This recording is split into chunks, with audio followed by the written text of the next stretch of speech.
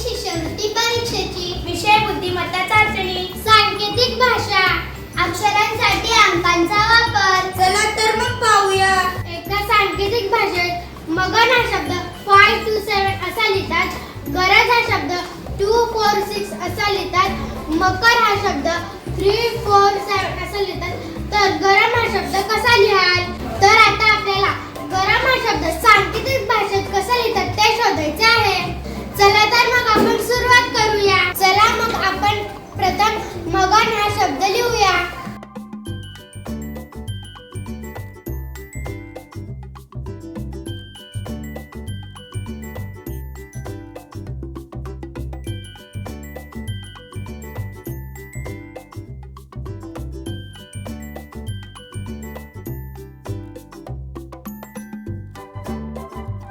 आता बघा आपण मगर 527, गरज 246, मकर 347 लिहिलेले आहे. आता आपण पहिल्या आणि दुसऱ्या मधलं सारखं अक्षर काढूया आणि मग सारखं अंक काढूया.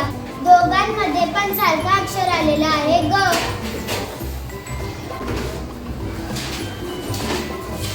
आता दोघांमध्ये सारखं अंक आलेला आहे 2, म्हणून आपण गच्या खाली 2 लिहूया. आता आपण दुसरा आणि तिसरा या शब्दातील अक्षर समान अक्षर पाहूया. याच्यातला समान अक्षर आहे र. इथे लिहूया. आता आपण याच्यामधला दुसरा आणि तिसऱ्या मधला अंक सुद्धा समान लिहूया. मध्ये समान अंक असलेला आहे 4. रच्या खाली 4 लिहूया.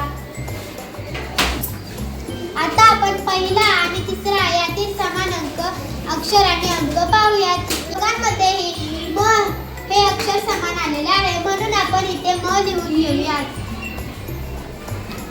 आता दोघांमध्येही समान अंक आलेला आहे 7, म्हणून आपण इथे 7 लिहून घेऊयात.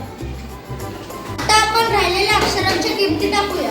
न ची किंमत येईल 5, ज ची किंमत येईल 6,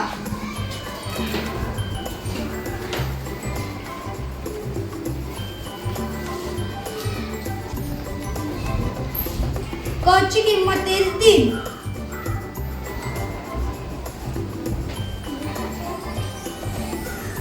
आता आपल्याला सर्व अक्षरांच्या किमती मिळालेल्या आहेत. ग ची किंमत आहे 2,